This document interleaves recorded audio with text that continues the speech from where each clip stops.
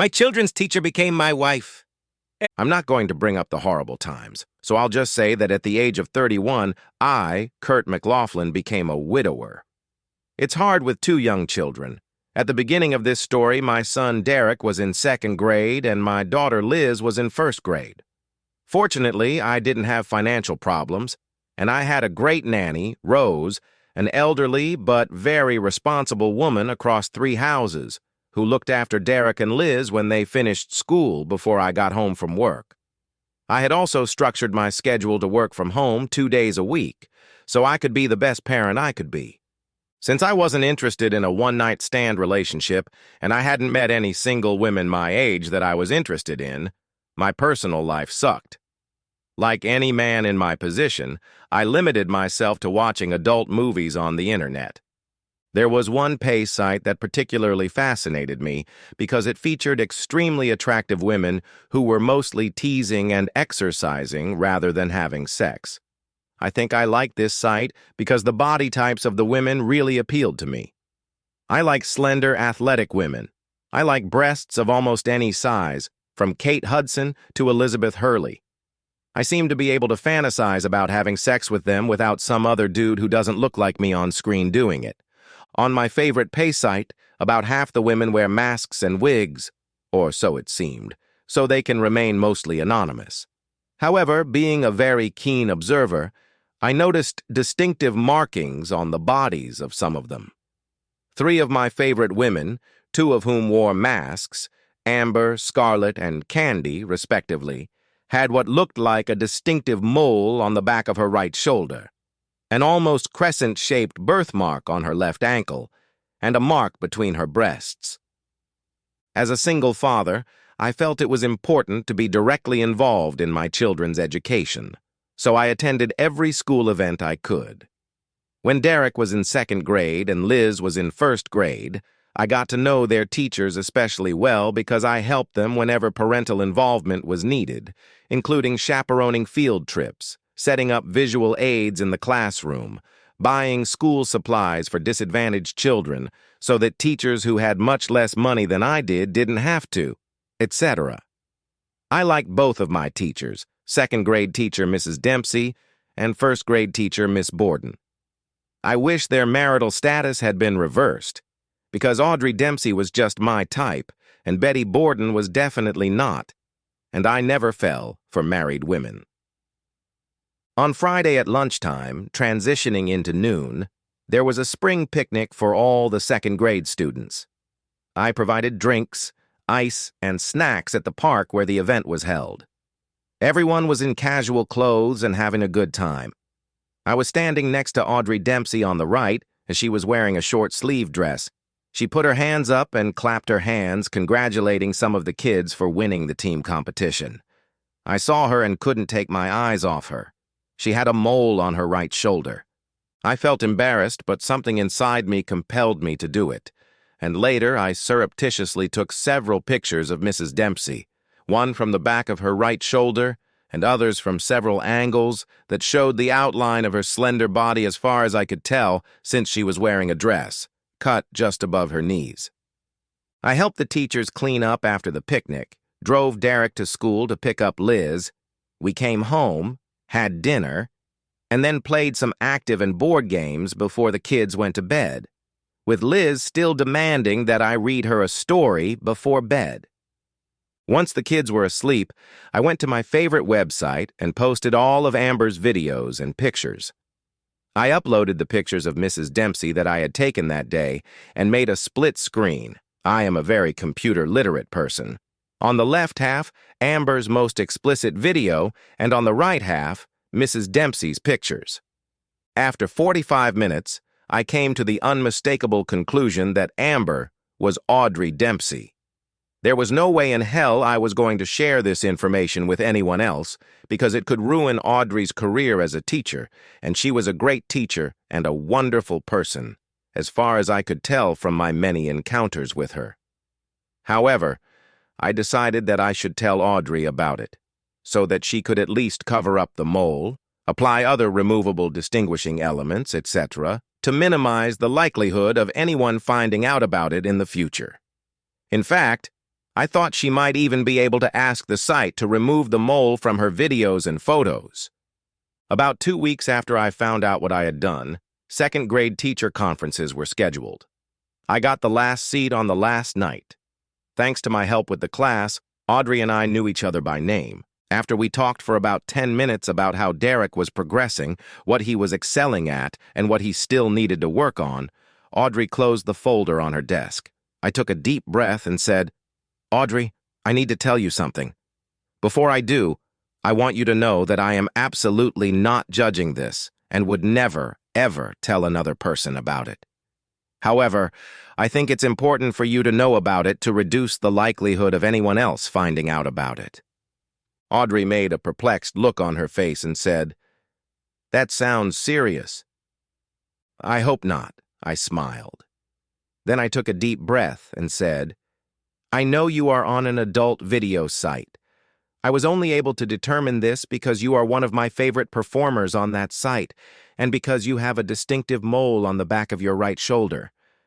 I hope that in the future you can disguise the mole so that no one else can identify you, and hopefully you can even ask the site operator to remove it from existing videos and photos." Audrey's mouth dropped open, her eyes got big, beads of sweat appeared on her forehead, but no words escaped her lips. I smiled and said, "Once again, I assure you that no one will ever know what you do in your spare time with me. Thank you for being such a great teacher to Derek. He loves you very much." I stood up and started to walk out of the classroom when she called out to me, "Wait, wait, Kurt, I don't know what to say. I turned to her and said, "I'm not asking you to say anything, Audrey. It's just your business and I'm not judging and I won't disclose. I thought about not telling you, but I really like you and I know it's in your best interest to take corrective action given your distinctive birthmark. But, what do you think of me?" She stammered and tears came to her eyes. "I think you're a wonderful person, very good-looking, and as good a second-grade teacher as there is on the planet. That's what I think of you. Please just take the corrective action I suggested and forget I ever said anything to you at all," I replied with a smile. As I walked out, she still had a shocked expression on her face. Even though I had shocked her, I knew I had helped her. I just hoped it wouldn't affect our relationship with our parents and teachers in the future. The school year continued, and I had 3 or 4 more meetings with Audrey. All of the meetings were pleasant, although she seemed a little intimidating around me. Our local school has a wonderful principal, so at the end of the year she had already assigned students to their future teachers so they could say hi to each other. Luckily, Liz ended up in Mrs. Dempsey's class, which pleased Liz immensely. The next time I went to the website, there was a very provocative Amber Audrey video, and the mole was no longer visible. As I scrolled through old videos and photos, I was pleased to note that on about half of them the moles had been removed, and I believed that would eventually be the case on the rest. However, I had to cut back on watching Amber Audrey videos because I was starting to get obsessed with her slender body, and I knew it wasn't healthy. Although I saw Audrey a few times around town and on the first day of school, I didn't talk to her for longer than a few seconds when it came time for the first teachers' conference of the school year. I signed up again on the last night to talk to Audrey about Liz. Audrey was very friendly when we met. She admired Liz. Unlike Derek, who had a lot to work on, Liz was the social and academic star of the class, in part because she made an effort to befriend and help the less advantaged kids. Our conversation about Liz and what they were learning in class took only 5 minutes. I thanked Audrey and was about to leave when she said, "Do you have a minute, Kurt? I want to talk to you about something else." "Sure," I smiled, sitting back down. "I want to thank you for telling me what you knew about my activity on the adult video site. It really helped me, and so far you're apparently the only one who knows about it." "Glad I could help, Audrey." "When you told me, I feared for a while that you were going to use this information to blackmail me," she continued. "What?" said I, actually indignant. "I thought you knew me better than that. Only an asshole would blackmail you. I pouted. I know, I was just so nervous I thought something bad was going to happen. Nothing happened, and I want you to know that I've cleared my mind of such thoughts. I think you're a great guy, and thank you again. I took a deep breath and calmed down. Thanks, I guess, I said, and then chuckled. She did too. But I'd like to ask you a question, she said with a devilish grin. Are you still watching my videos? I'm pretty sure I was blushing now, and I felt my armpits grow moist. I couldn't think of what to say, but then an idea hit me. I hereby declare the fifth, amendment, I stammered, hoping the blush had gone from my face and my armpits had stopped sweating. Audrey chuckled and then shook me to my core. Placing one hand on mine, she asked, Is there anything you want me to do on video that you would particularly like? It was circuit overload time. I could feel my brain starting to freeze up. Thankfully, before it happened, I came to my senses a bit and said, If I, come up with something, I'll give you a call. Thanks again for being a great teacher. And then almost ran out of the room. Once home, I quickly put the kids to bed. Then I cursed myself for watching one of Amber's videos and kicked myself harder in the body than I could ever remember. Of course, I never called Audrey with suggestions about what she could do for me in her videos. I was, however, perfectly friendly on the dozen or so occasions we chatted during the school year, sometimes for more than a couple hours at a time, but thankfully never one-on-one. I admitted to myself that I had a thing for Audrey, and staying one-on-one with her was useless, especially if she was going to ask that "What can I do for you on video?" question again. When the school year ended, Liz, the socialite, wanted to have a Saturday night barbecue at our house for all the kids in her second grade class and their parents. It was a particularly friendly class. I can't say no to my kids about a lot of things, and I thought it would be fun too, so we did. Of course, we invited Mrs. Dempsey and her husband. Derek also invited two of his best friends. 21 of the 23 kids in the class, and at least one parent attended the party, and it was a blast. Everyone was in a great mood, parents and kids alike. The kids were active and the food was delicious. Audrey Dempsey, San's husband, was talking and laughing with all the parents, including me. When the party was over, the kids were exhausted. Derek and Liz collapsed into their beds with their clothes on, even though they both insisted that Audrey cuddle them before they went to bed. Audrey stayed after everyone left to help me clean up. Although I was grateful for the help, I was nervous about interacting with Audrey, who was becoming increasingly, despite my best efforts, almost obsessive. We made light conversation while she actually did the cleaning. When everything was brought into reasonable shape and I, with the help of Liz and Derek, could quietly complete the next day's cleaning, I offered Audrey a glass of wine and we sat down in the living room. After a few minutes of chatting about the party and how wonderful she thought my kids were, she giggled. So, as not to embarrass you, I won't ask you again what I can do in the video that you'll like, but I want to let you know that my next video will be my last. I swallowed, and then asked, Oh, why is that? Because while I didn't hate the activity, the only reason I was doing it was to help pay off my bankrupt husband's debts. I completely separated my finances from his 2 years ago, but up until that point, I was still partially responsible for his debts. With the money from the next video, from subscribers like you, she smiled, his latest debts will be paid off. I'm happy for you, I replied sincerely. However, I have a few other topics to discuss, she grinned wickedly. First of all, why aren't you trying to find a new wife and mother for your children? Don't you think they need a constant female presence? It was a little more personal than I would have liked, but because of my crush on her, I wanted to be in Audrey's good graces. What makes you think I'm not dating? Kurt, you clearly underestimate how much your kids like me. I've talked to both Derek and Liz about it, especially Liz, and when an adult who likes a 7- or 8-year-old pays attention to them, they'll tell her anything. And they did, she grinned. Uh, oh, well, oh, I think, I haven't found the right woman, I stammered. I have some information that might interest you, she continued, this time with a sultry look. As soon as his last debts are paid, I intend to divorce my loser husband. However, I don't do things hastily, and I need to have one more decent option in reserve before I pull the trigger. Audrey then stood up, kicked off her sandals, and walked over to me. My thoughts were jumbling in my head. You're a great guy, Kurt. You can keep a secret. You always treat everyone nice. You're a great father to your kids. You seem to be good with money. And on top of that, you're really good looking. I think you might be the decent option I'm looking for, she smirked. However, since sex is very important to me, I need to give you a test before I start actively pursuing you. Like an automaton, I unbuckled my belt, pulling my clothes off of me in one quick tug.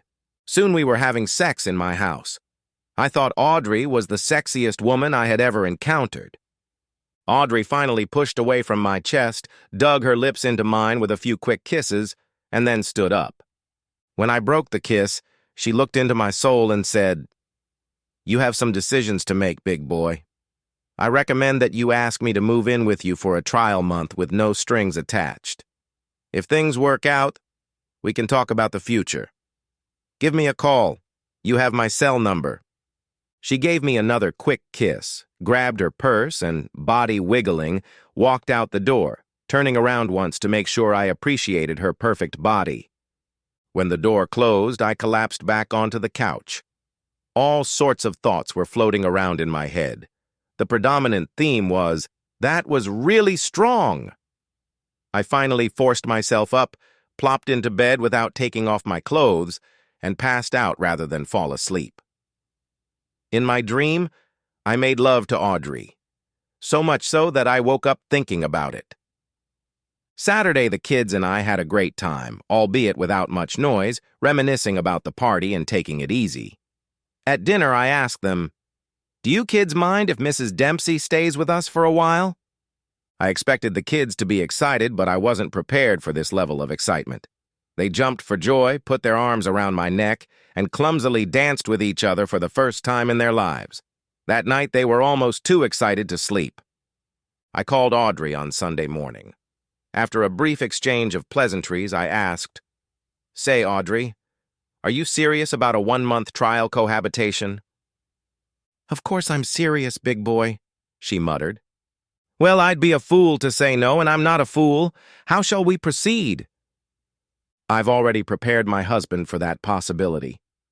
He doesn't like it, but he doesn't have the energy to bargain, considering how I've had to bail him out of debt. As I recall, you have a fairly large car, so why don't you and the kids stop by this afternoon, say around 2 o'clock, and pick up my things that won't fit in the car? My address is on the... I might not tell the kids until we get there. They'll be so excited I probably won't even be able to keep them from jumping off the roof of the car, I laughed. I'll see you at 2 o'clock this afternoon. I gathered up the kids and said, I have a special surprise for you this afternoon, but to prepare for it, we'll have to clean the whole house before we leave. Can you help me with that? Yes, yes, they both shouted, jumping up and down. Clean your rooms first, I started before they left, and Liz whispered to Derek, I bet Mrs. Dempsey is coming to see us. Audrey was smiling as we pulled up in front of her house. As I loaded the car, her car was already loaded, the kids flanked her. They insisted on going home with Audrey, so I moved Liz's car seat into Audrey's car. Derek no longer needed it. Later in the afternoon, we moved the surprisingly few things Audrey had into our house. We went to dinner at Olive Garden, and it was almost impossible to contain the kids' excitement.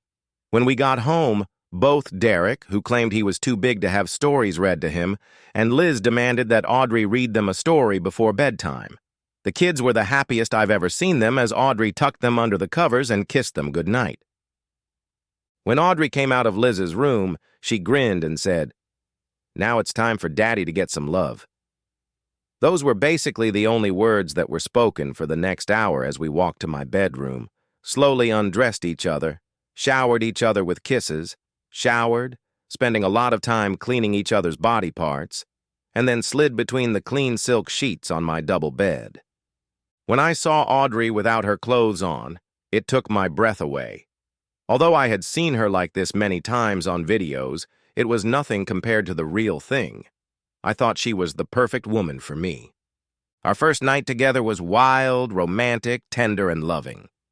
Monday, I had already excused myself from work, which was fortunate because we slept until 8 in the morning, waking only when Liz opened my bedroom door, saw Audrey in bed with me, and called out to Derek, "Mrs. Dempsey is still here.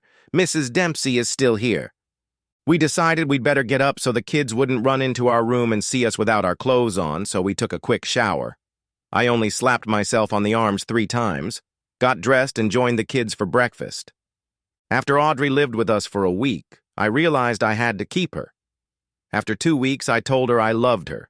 The kids told her every day, and she reciprocated.